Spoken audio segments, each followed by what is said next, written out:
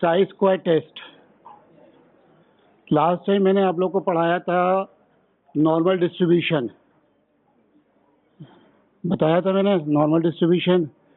If your data is normally distributed then you go for Z test and T test. If your data is not normally distributed then you go for chi-square test, जिसको हम बोलते हैं non parametric test. इसमें और भी बहुत सारे test हैं नॉन पैरामेट्रिक्स में, बट chi-square टेस्ट इज बहुत ही इंपॉर्टेंट है।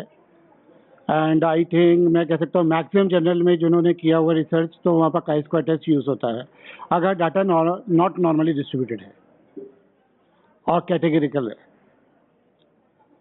कैटेगरिकल पता है आपको? कैटेगरिकल डाटा कौन सा होता है? बताया था मैंने कैटेगरिकल डाटा और कंटिन्यूअस डाटा। अच्छा, qualitative data and quantitative data तो पता है, क्योंकि ये तो याद रखना पड़ेगा, अदरवाइज आप नहीं रखोगे तो फिर नॉन पैरामेट्रिक और पैरामेट्रिक टेस्ट आप लगा नहीं सकते हो। इफ योर अगर क्वालिटेटिव डाटा है means answer is your yes और नो, डेथ आर अलाइव। जहाँ पर क्वालिटी बताई जा रही है कोई भी चीज़ के बारे में, कोई क्वालिटी या पेन है, माइल्ड, मॉडरेट, सीवियर, ऐसे जो भी कंडीशंस हैं वहाँ पर हम chi-square टेस्ट यूज़ करते हैं। जहाँ पर नंबर्स आ जाएंगे मीन्स क्वांटिटी, वहाँ पर chi-square टेस्ट नहीं यूज़ होता। उस कंडीशन में chi-square टेस्ट हम यूज़ नहीं करते हैं। ठीक है। Categorical data in medical investigation, an overview of categorical data in medical investigation and use of chi-square test. Introduction to categorical data. Categorical data include variables such as sex, blood group, treatment group, smoking and disease. Blood group A, B, AB and O. Treatment group smoking, करते हैं या नहीं करते smoking, disease status. Variable can also include age group, birth weight and hypertension. आप कहोगे यहाँ पर wait तो कंटिन्यूस डाटा है, क्वांटिटेटिव, बट हम ये क्वांटिटी डाटा को क्वालिटी डाटा में कन्वर्ट कर सकते हैं। कैसे? सपोज वेट का देखते हैं, नॉर्मल, थिन है, नॉर्मल है, ओबेस है, एक कैटेगरी बना दी, उस कैटेगरी को आपने कन्वर्ट कर दिया कि अगर इतना वेट होगा, बीएमआई है, तो वो हमारा ओबेस हो गया, ये नॉर्मल कैटेगरी हो गई। तो उस कंडीशन में हम क्वांटिटी डाटा को क्वालिटेटिव में कन्वर्ट कर सकते हैं, बट क्वालिटेटिव डाटा को आप क्वांटिटी में कन्वर्ट नहीं कर सकते हो, you can't. Category variables are usually presented in frequencies and count. अब ब्लड ग्रुप है, फ्रीक्वेंसीज या काउंट में ही होगा कि कितनी फ्रीक्वेंसीज है, अगर एक ग्रुप में कितने लोग हैं, 10, 15, 20 नंबर्स आएंगे। कैसे? काउंटिंग, फ्रीक्वेंसीज आ रही है। Clear? chi-square test. Chi-square test is used to test the association between two categorical variables. Single variable पर नहीं होगा, दो बिटवीन टू कैटेगरिकल वेरिएबल्स के बीच में ही chi-square टेस्ट किया जाता है। It is non-parametric test and does not assume any specific distributions. The test measures the differences between observed and expected values chi-square. Condition for chi-square test: all items in the sample must be independent. Total number of items should be at least 50. No groups should contain less than 10 items. chi-square test में क्या है, 2x2 की table बनाई जाती है। जैसे आप लोग केस कंट्रोल और कोहॉर्ट में भी 2x2 टेबल्स बनाते हो, वैसे chi-square में भी 2x2 की टेबल होगी, बट ईच सेल में वहाँ पर होता है कि कई बार दो नंबर्स भी होते हैं, बट chi-square टेस्ट उसी कंडीशन में लगेगा जहाँ पर हर सेल में मोर देन 5 वैल्यूज होनी चाहिए। अगर 5 से कम है वैल्यूज तो chi-square टेस्ट ही लगेगा। वहाँ पर फिर हम लगाते हैं फिशर एग्जैक्ट टेस्ट, मतलब टेबल बनी A, B, C, D, A में 2 है, B में 10 है, C में भी 15 है एंड D में भी 25 है या 20 है, तो A में 2 ही वैल्यूज हैं, तो ऐसी कंडीशन में chi-square टेस्ट नहीं लगाएंगे। वहाँ पर भी जो वैल्यूज होनी चाहिए मोर देन 5 होनी चाहिए, 5 या मोर देन 5, देन आप chi square टेस्ट यूज कर सकते हो. As the degree of freedom increase, the chi-square curve approaches a normal distribution. The test is based on frequencies. It is performed in analyzing complex and contingency table. Contingency table is prepared by emulating qualitative data and represent the occurrence of two events. It is also known as association table. Chi-square test can be used to analyze complex contingency table, column 1 and column 2 and row 1 and row 2. chi square test ऐसा है कि 2x2 तो tables पे होता ही है. आप अगर 2x3 की टेबल भी है उस कंडीशन में भी chi स्क्वायर टेस्ट यूज कर सकते हो. 3x3 की टेबल्स भी है, 4x3 या 4x4 टेबल भी है, इन दैट कंडीशन में भी आप chi स्क्वायर टेस्ट यूज कर सकते हो. बट मोस्ट अप्रोप्रिएट जो है 2x2 टेबल है.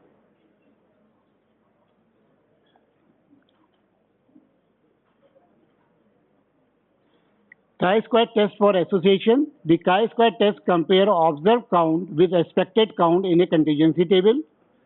Expected count can be calculated using the formula EA equal to CT into RT divided by N. CT is column total, RT is row total divided by N.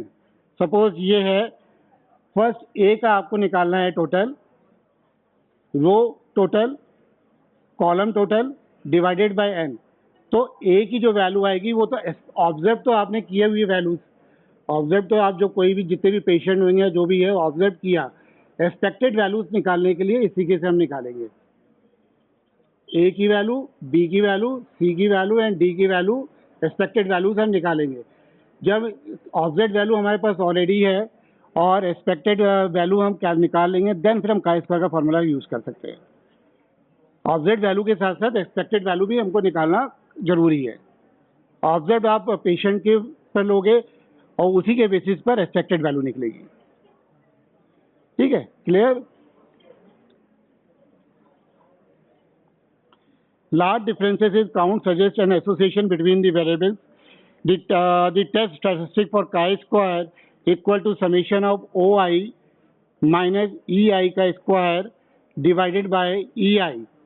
O denote होता है observe value, E is your expected value, observe minus expected value का whole square divided by E expected value.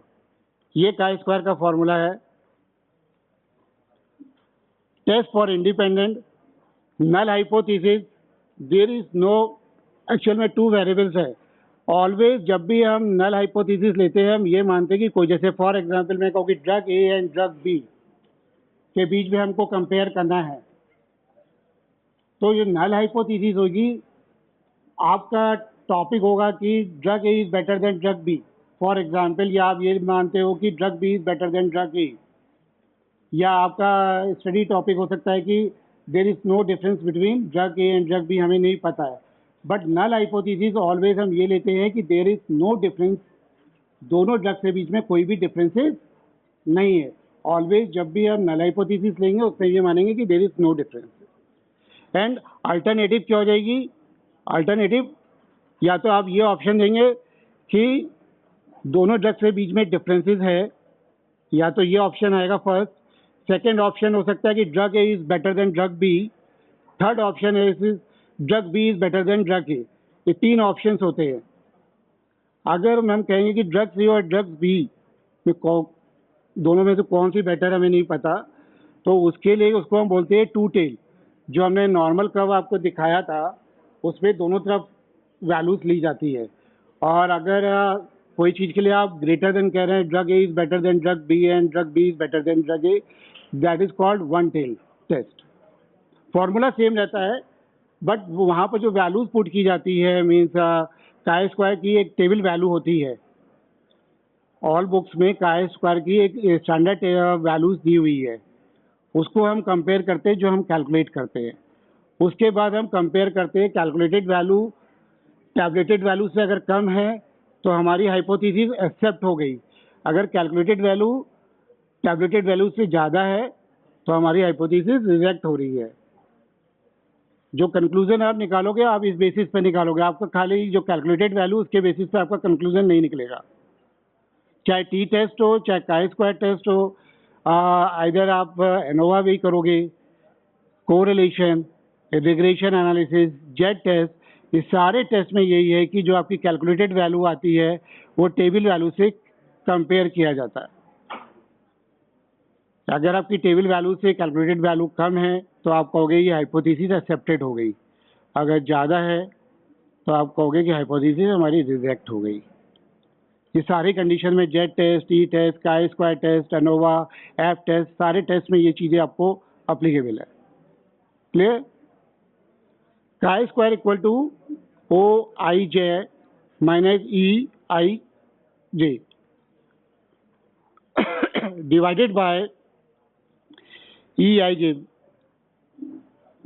ठीक है, O I J is observe frequencies of cell in an ith row at jth column, and eij expected frequencies of cell in the row in jth column. R and C number of rows and columns respectively. Chi square is greater than chi square chi r minus 1 c minus 1. R is मतलब अगर 2/2 की table है तो R कितना हुआ हमारा, दो रो 2 ही है, और C भी हमारी 2 ही है, तो 2 minus 1 and 2 minus 1, तो ये 1 जो आएगा that is called your degree of freedom. इसके बेसिस पर हम काई स्क्वायर की वैल्यू टेबल से वैल्यू निकालते हैं कि ये डिग्री ऑफ फ्रीडम है, उसके बेसिस पर काई स्क्वायर की वैल्यू टेबल वैल्यू क्या हुई, और कैलकुलेटेड वैल्यूज जो आपने डाटा कलेक्ट किया है उससे आप कैलकुलेटेड वैल्यू होगा, उसके बीच बाद उसको कंपेयर किया जाएगा।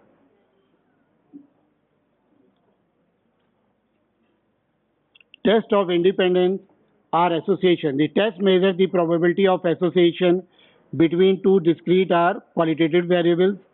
Example include testing the association between the treatment and outcomes of the disease, smoking and cancer, vaccination and immunity, cholesterol and coronary disease, weight and diabetes, alcohol and gastric ulcer. ऐसी के बहुत सारे examples हैं, ये कुछ examples मैंने आपको यहाँ पर मेंशन किए हैं। It can be applied to find an association और रिलेशनशिप। यहाँ पर हम कभी भी जब आप इन चीज़ों को करोगे, यहाँ पर हम कोरिलेशन कभी भी मेंशन नहीं करेंगे। आप ये कह सकते हो कि कोरिलेट बिटवीन दिस टू, कह सकते हो ना कि हमको फाइंड आउट करना है correlation in between smoking and cancer, but क्योंकि आपका जो डाटा है कौन सा डाटा है, क्वालिटेटिव डाटा है। If your data is qualitative data, आप कोई भी थीसिस में कहीं पर भी कोरिलेट नहीं लिख सकते हो। You are going to find correlation. Correlation खाली उसी कंडीशन में आता है जब आपका डाटा क्वांटिटेटिव डाटा हो या कंटिन्यूअस डाटा हो। ठीक है ना। कोरिलेशन वर्ड बहुत सारे पीजीज लिखते हैं अपने थीसिस टॉपिक पर, वो बाद में चेंज करना पड़ता है। वो फाइंड आउट तो करना चाह रहे हैं क्वालिटेटिव डाटा को, बट वहाँ पर लिख देते हैं correlation between smoking and cancer या कोई भी टॉपिक जो भी उनका होगा, बट कोरिलेट नहीं आता है। कोरिलेट तभी आएगा जब आपका डाटा क्वांटिटेटिव हो। टेस्ट ऑफ होमोजेनिटी या proportion, an extension of chi-square test for independence. It determines whether two or more independent random samples are drawn from the same population. Example including compare the proportion of overweight between man and woman, or prevalence of very low birth weight between male and female newborn. It compares the frequencies of two multi-nominal samples. Test of goodness of fit determine whether the observed frequency distribution fit a hypothetical or theoretical distribution of qualitative data. The chi-square test determines if the observed distribution differs from the theoretical distribution by chance or if the sample is drawn from a different population. It compares the calculated chi-square value against the table value to determine the significance. ठीक है, it compares the calculated chi-square value against the table value to determine the significance. Example, बस 5 minute की class है, छोटी सी class है। ये example है। In a study of cardiovascular risk factors among young adult from Japan birth cohort study, the proportion of overweight man and women is shown in the table below. Overweight is defined as having a body index BMI is greater than 23 and normal weight as BMI is less than 23. Clear? यहाँ पर 2/2 की table बनी, man and women और overweight and normal. Clear? जो भी numbers हुए उसमें man कितने थे, वुमेन्स कितनी थी, कितनों को ओवरवेट था, कितनों को ओवरवेट नहीं था. ये 2/2 की टेबल हो गई. ये does the proportion of overweight in the men and women are significantly? The proportion of overweight is equal in men and women. Hypothesis, null hypothesis हमने यहाँ पे लिया है कि there is दोनों के बीच में जो है इक्वल है proportions. एंड अल्टरनेटिव क्या हो जाएगी, proportion of overweight is not equal in men and women. ठीक है, क्लियर बेटा? EI एक्सपेक्टेड निकाला, रो टोटल और column total divided by total जो नंबर्स है. इसी तरीके से EA, EB, EC और ED. ऑब्जर्व वैल्यू आपकी 285 दी हुई थी, 299 दी हुई थी, 873 और 875. बट ऑलवेज ये ध्यान रखना कि आप अगर ऑब्जर्व वैल्यू है, एक्सपेक्टेड वैल्यू देखो डिफर आ रही है 306, 852, बट इन दोनों का टोटल भी सेम ही होगा. ऐसा नहीं होगा कि इन दोनों का जो टोटल आएगा वो डिफर करेगा, टोटल अलग नहीं आएगा. आप किसी तरीके से रो एंड कॉलम को देख लो, एक्सपेक्टेड वैल्यू ऑब्जर्व वैल्यू से डिफरेंट है बट उनका टोटल इक्वल है सारी कंडीशंस में. अगर आप कभी कोई सॉल्व करते हो, अगर उसमें कहीं पर भी डिफर आ रहा है तो आप चेक करना, हो सकता है कहीं पर कहीं मिस्टेक ना हो गई हो. क्लियर? ये चेंजेस नहीं होगा, टोटल में कहीं चेंजेस नहीं आएंगे, खाली वैल्यूज A, B, C और D में फर्क आएगा, एक्सपेक्टेड वैल्यूज. वैल्यूज को पुट किया फॉर्मूला में और इसकी वैल्यू आ गई 4.12. The table value of chi-square is 3.84 at 0.05. यहाँ पर हमने स्टैंडर्ड लिया हुआ है लेवल ऑफ सिग्निफिकेंस, जो मैंने बोला था 5% एरर. कोई भी स्टडी में अगर हमें नहीं पता है कि एरर क्या है तो विल टेक 5%. और अगर आपको लगता है कि कोई स्टडी में जहाँ पर एरर के चांसेस बहुत कम है, 1% है या 2% है, 3% है, तो आप ये ले लो. और अगर आपको कुछ भी नहीं पता तो स्टैंडर्ड 5% ले लो. तो 5% की जो काई स्क्वायर की वैल्यू हुई 3.84, level of significance in 1 degree of freedom. The observe value of chi square is 4.12 is greater than the table value. Clear? At 0.05 level of significance with 1 degree of freedom, hence we reject the null hypothesis. क्योंकि आपकी जो calculated value है table value से छोटी है, sorry ज़्यादा है, इसलिए वो रिजेक्ट कर दी गई है. Clear? The proportion of overweight is higher in women in compare to man. It is important to note that chi-square test has its limitation and assumption. Some of the assumptions include independent of observation, expected cell frequencies, and appreciation of the test for the research portion. Consulting a stage. Oh, sober, beta. Chi-square test is powerful tool for analyzing categorical data in medical investigations. It can provide insight into association between variables. It is commonly used in research work. Maximum research work में ही use किया जाता है. आप journals जितने उठा लो, maximum journals में आपको काई स्क्वायर टेस्ट, जहाँ पर सिर्फ 2 वेरिएबल्स के बीच में एसोसिएशन या रिलेशन से फाइंड आउट की, जहाँ पर अगर 2 से ज़्यादा हैं वहाँ पर हम चले जाते हैं लॉजिस्टिक रिग्रेशन पर. लॉजिस्टिक रिग्रेशन भी जो है वो भी क्वालिटेटिव वेरिएबल्स के लिए यूज की जाती है. जहाँ पर आपके 2 वेरिएबल्स है वहाँ पर काई स्क्वायर टेस्ट लगेगा. जहाँ पर 2 से ज़्यादा वेरिएबल्स आ जाते हैं वहाँ पर हम, और उसमें भी एक कंडीशन है, जो आपका डिपेंडेंट वेरिएबल है लॉजिस्टिक रिग्रेशन के, डिपेंडेंट वेरिएबल है वो क्वालिटेटिव होना चाहिए, और जो इंडिपेंडेंट वेरिएबल है वो क्वालिटेटिव एंड क्वांटिटेटिव दोनों हो सकते हैं. सपोज हार्ट डिजीज है या नहीं है, यस और नो. अगर उसका आप कंपेयर, उसमें आप लॉजिस्टिक रिग्रेशन लगाना चाहोगे, कई सारे वेरिएबल्स है हार्ट डिजीज के लिए, तो आप वहाँ पर 2 वेरिएबल्स अगर ले रहे हो तो आप काई स्क्वायर लगाओगे। जहाँ पर 2 से ज़्यादा वेरिएबल्स आ जाएंगे, मीन्स एज हो गया, सेक्स हो गया, कोलेस्ट्रॉल हो गया, हाइपरटेंशन, आप सबकी फाइंडिंग्स निकालना चाहोगे किसका इम्पैक्ट ज़्यादा है हार्ट डिजीज के लिए, तो ऐसी कंडीशन में फिर हम लॉजिस्टिक एनालिसिस लगाते हैं। बेटा एक पेपर दे दो अटेंडेंस लेने के लिए प्लीज। Thank you.